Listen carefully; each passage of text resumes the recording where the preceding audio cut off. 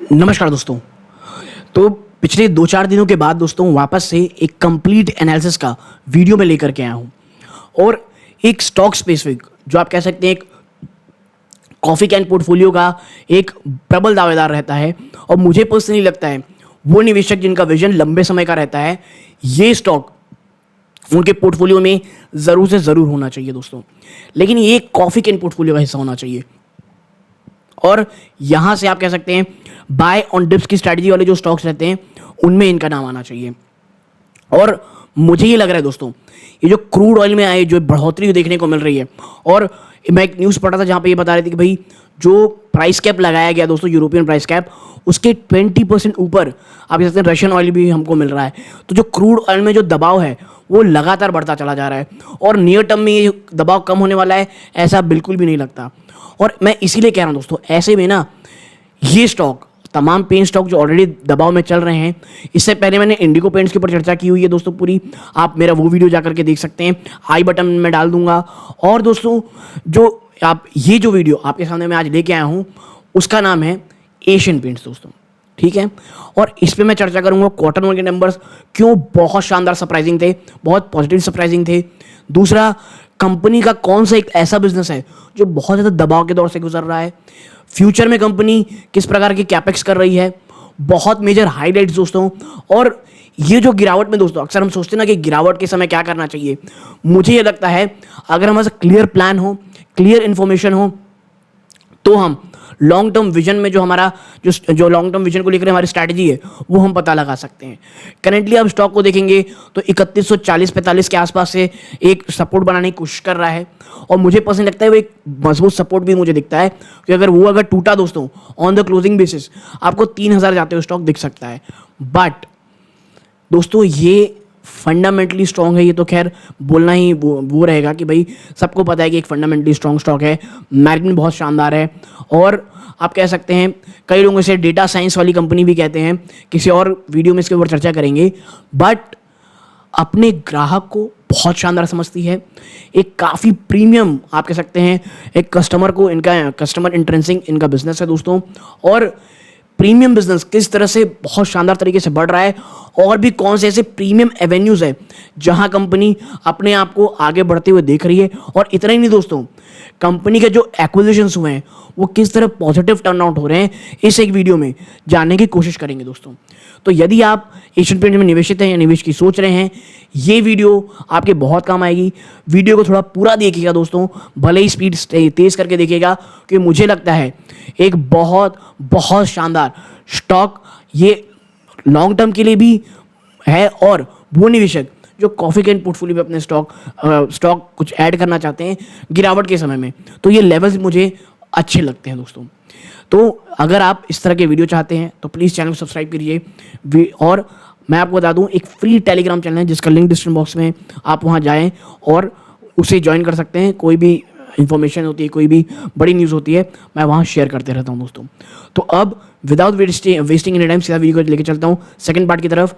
Please पूरा देखिएगा और विदाउट स्किपिंग एनी पार्ट। तो सीधा चलते हैं सेकंड पार्ट की तरफ।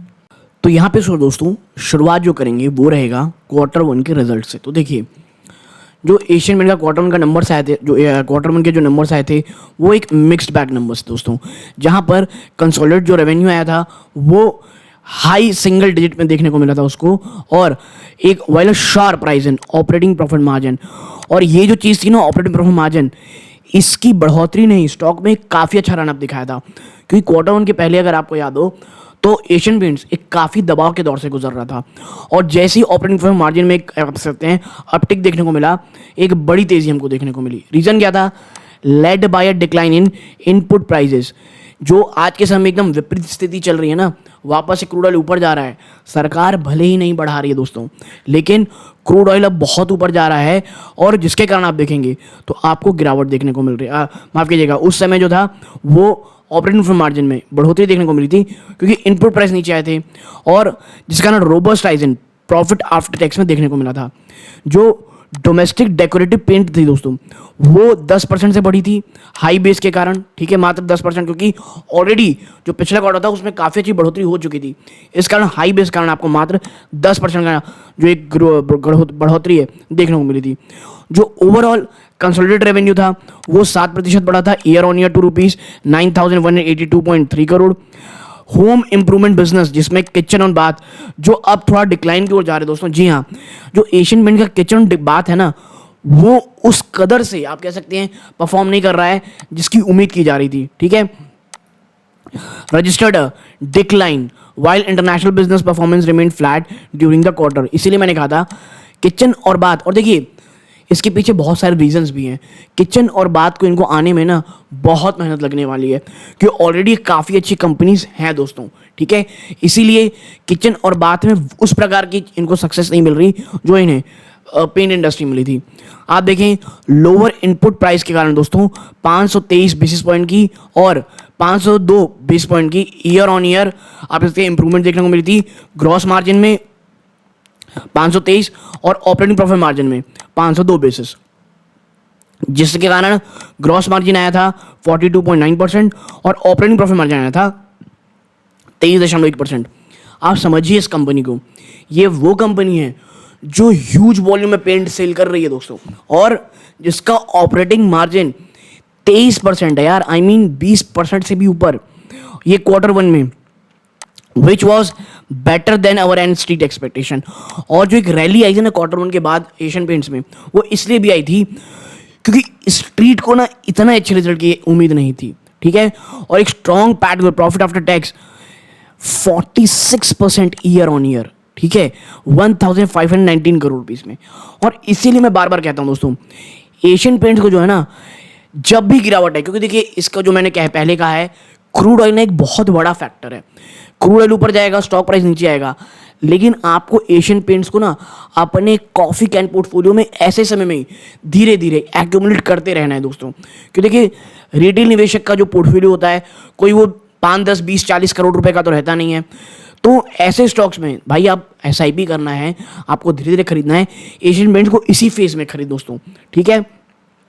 और ये आपके पोर्टफोलियो के कॉफ़ी कैन का जो एरिया है, यानी आप कह सकते हैं हिस्सा है, उसमें देना चाहिए, ठीक है।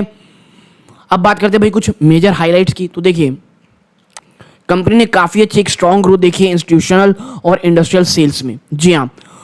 पोस्ट रिकवरी इंडस्ट्रियल जो कैपेक्स है दोस्तों और इंफ्रास्ट्रक्चर स्पेंडिंग है, उसके कारण कंपनी ने एक स्ट्रॉन्ग ग्रोथ देखी, रिकवरी देखी इंडस्ट्रियल पेंट्स में, जी हाँ। और एक ऑटोमोटिव सेक्टर में भी एक काफ़ी शानदार रिकवरी देखने को मिली है। Also resulted in high revenue for automotive paints, काफ़ी हाई रेवेन्यू देखा गया ऑटोमोटिव पेंट्स में दोस्तों। Apart from real estate sector led demand, there is healthy growth from government project as well as private capex. यानी ये कहते हैं दोस्तों परफेक्ट स्टॉर्म में खड़े रहना, यानी भाई साहब गवर्नमेंट की स्पेंडिंग चल रही है, प्राइवेट कैपेक्स तगड़ी है, और ये दोनों के मिक्सचर में कंपनी ने काफ़ी शानदार अपनी आप कह सकते हैं सेल्स में इंप्रूवमेंट भी की थी, ठीक है। आगे बढ़ते हैं। आप देखें margin likely to remain above target range of 18-20%। देखिए जब ये रिपोर्ट बनाई गई थी टारगेट प्राइस 18 to 20% ऊपर है की बात कही जा रही थी, लेकिन अब ना चीज़ें थोड़ी सी मैं कहूँगा इसमें देखना ये पड़ेगा कि क्या ये मेंटेन होगी, क्योंकि क्रूड ऑयल बहुत ऊपर है और कई निवेशक ये कह रहे हैं कि ऊपर ही रहेगा। और मैंने पहले भी कहा है हमारा तो जो पेंट सेक्टर का जो बेस्ट सीज़न है वो तो अब आने वाला है, और ऐसे में अगर चीज़ें इतनी एलिवेटेड रहेंगी मार्जिन में हमको ज़रूर से ज़रूर प्रॉब्लम देखने को मिल सकती है, ठीक है। आप देखें यहाँ पे जो करेक्शन है दोस्तों कमोडिटी प्राइसेस में as well as operating leverage में, इसने काफ़ी मजबूत रिजल्ट दिए दोस्तों। स्ट्रॉन्ग एक्सपेंशन देखने को मिली किसमें, एबिटा मार्जिन में। कंपनी ने एबिटा मार्जिन पेश किया है और 23.1% एट द कंसोलिडेटेड लेवल।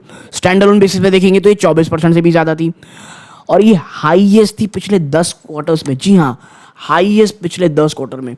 और ये रीज़न यही है, क्रूड ऑयल जब इतना ज़्यादा नीचे आ गया ना तो बहुत बहुत ज़्यादा फायदा हुआ दोस्तों इसको कंपनी का, ठीक है।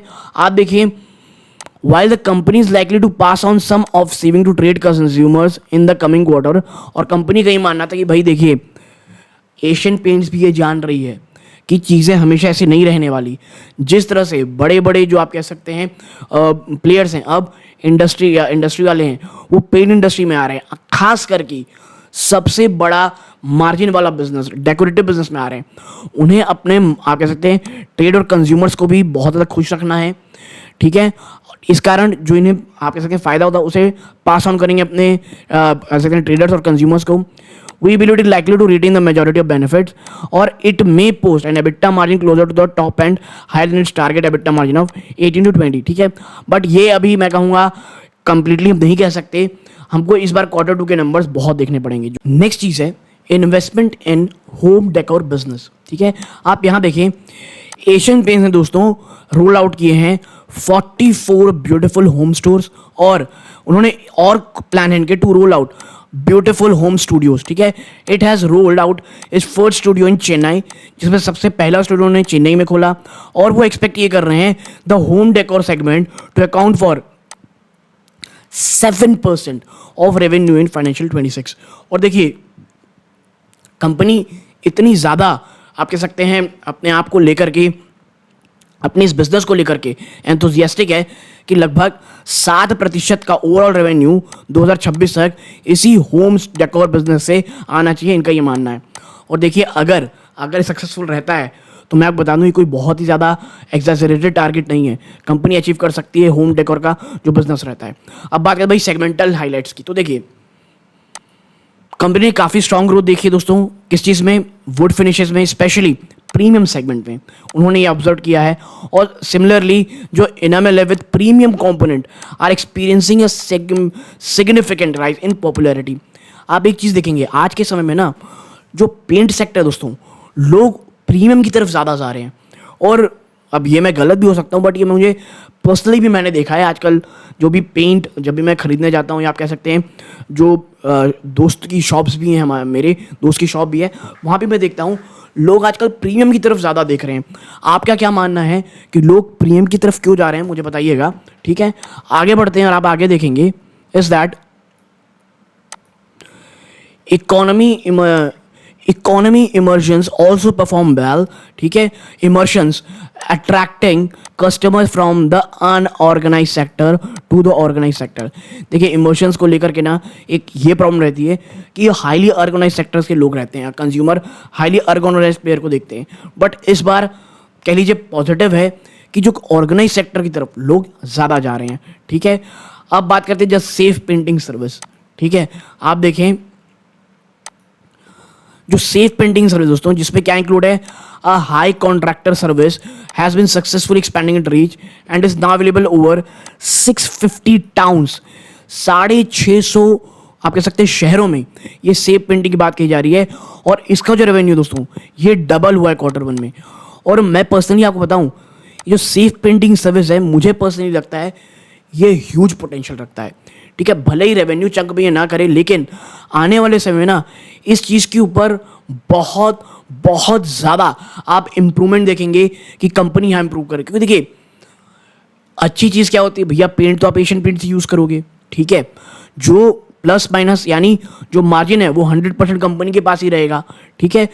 और जो पेंट का जो खर्चा है दोस्तों, वो भले ही थोड़ा सा ज़्यादा देना पड़ जाए कंपनी को, बट अगर ग्राहक देने तैयार है इस पेंट सर्विस कंपनी को देने के लिए, तो इसमें आप कह सकते हैं एक तो वो ग्राहक जो भैया तुरंत काम चाहता है, उसको बहुत ज़्यादा फ़ायदा होता है और कंपनी बहुत फ़ायदे में रहती है। और ये ट्रेंड ना पेंट सर्विस का सिर्फ एशियन पेंट नहीं, हर एक कंपनी अब करवाना चाह रही है, और 650 टाउन्स में ऑलरेडी ये काम शुरू हो चुका है। आप देखें the kitchen business component segment faced a decline. जैसे मैंने पहले कहा कि जो किचन बिजनेस है ना, किचन और जो आप कह सकते हैं बाथरूम बिजनेस है, वो उस प्रकार की बढ़ोतरी नहीं दिखा रहा है। 12% की डिक्रीज है दोस्तों इसमें रेवेन्यू में, और primarily attribute to the high base of price increase in the previous year, ठीक है।